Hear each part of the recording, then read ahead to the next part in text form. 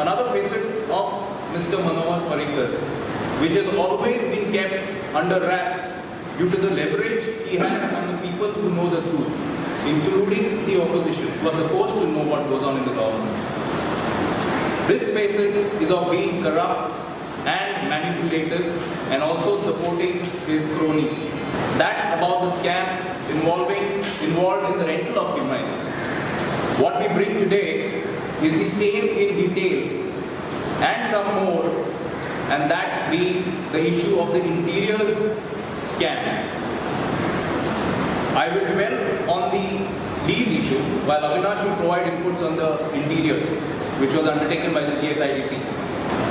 As far as the leasing was concerned, on the 26th November 2012, there was a note put up by the Chief Minister which said that the government has been receiving a lot of requests for office space who are either paying huge rents or the space is inefficient.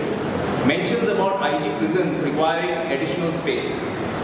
He asked the General Administration Department to explore the possibility to identify and hire ready-made space of 3,000 square meters in and around Panjim, Talegaon, Morori.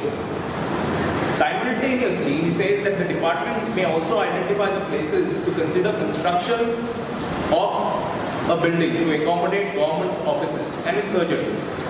The GAD then issues direction to the Housing Board stating this interest of the government. An advertisement is put up by GAD on the 25th of February 2013 asking for 6,000 to 7,000 square meters of carpet area. The financial bid to be opened on 26th of March. On 8th of March 2013, ACES, that is Apex Computer and Engineering Services, the owners of spaces, put up an application for a UI document. 3 days later, Purushottam Bhagwan and Associates makes a similar application. We have the applications here. They are ditto, word to word. Looks as though the same person has filed 2 applications. The third one to actually join the bid is the Prudential Group represented by Gauram Suktankar. Mind you, Gauram Suktankar and Nilesh Amonkar are married to sisters and are the son-in-laws of Uday Kamat. On the 14th of March, when the technical bid is opened, it is noticed that Purushottam Bhagwan and Associates failed to put the financial bid, and hence Apex asked for their disqualification. And hence the only 2 people involved in this whole fiasco are the two son-in-laws of Uday Kamat. On 25th March, it is decided that inspection be held of the premises. On 8th of April 2013, the inspection note is put out, wherein the inspection is carried out at Prudential premises as well as ACES and at Kamat Towers. It is clearly mentioned here that in Kamat Towers, the floor area is 613 square meters, and in spaces, it is just 3,320 square meters, plus 100 square meters of lobby. And the person goes on to add that both these spaces are, both the areas which have been proposed are much less than what the requirement is. But then this executive engineer adds through his handwriting that if agreed upon, proposal 2 and 3 can be combined, that is of Nilesh Amonkar, since they are close to each other. This was like an afterthought to the executive engineer. So on 26/4, the financial bids are open of Apex, wherein spaces, the ACES mentions a figure of 1,600 per square meters for the ground floor area and 770 square meters for the basement as well as for the area from the 1st to the 7th floor. Here he conveniently mentions the built-up area of 5,434 instead of the carpet area which was required, but the government doesn't do anything about it. The total coming out of the quotation is in the range of 60,74,000 per month. The committee then checks it up and says that the rent is too high, and they are told to hold negotiations. After negotiations, ACES on the 25th of May 2013 gives up another proposal.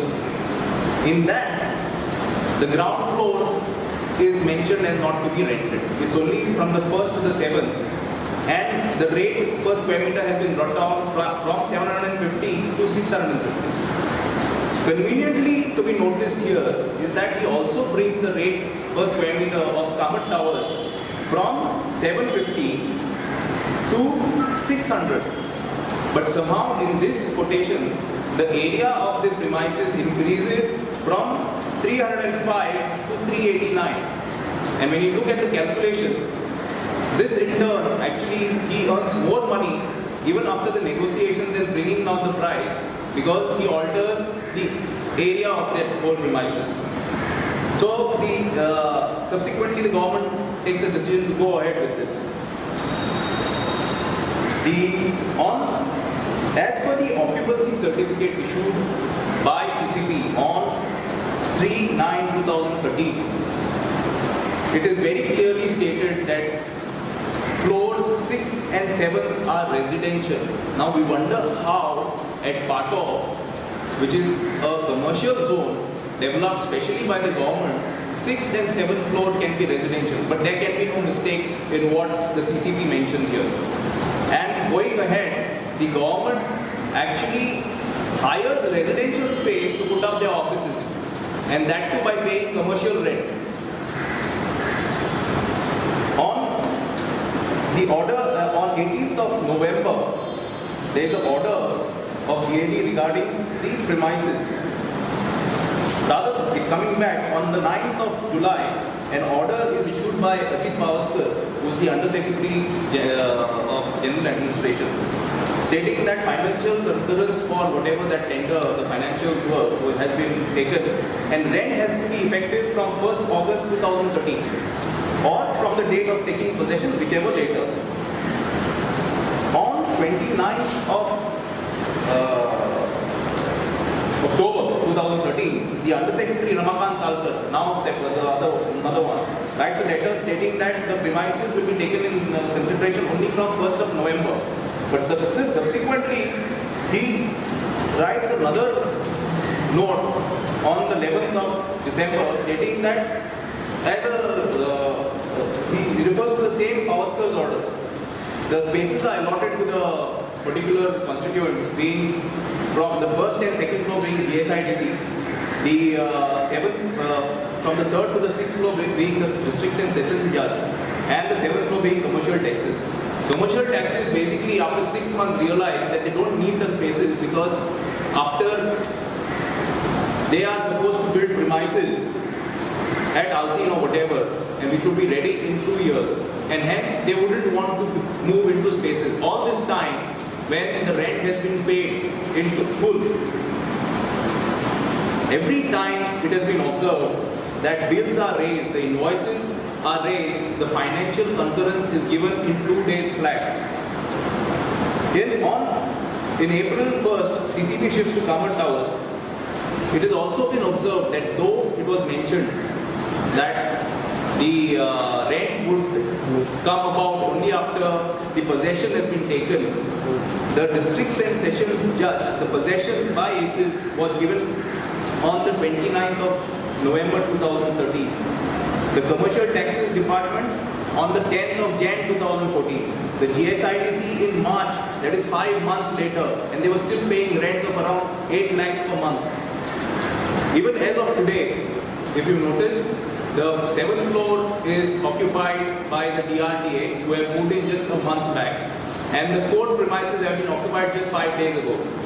The 1st and the 2nd floor, as far as the GSIDC is concerned, they are basically utilizing the space to store documents, and that too for the past 2 years. It somehow seems to be the most expensive go down in the history of Goa.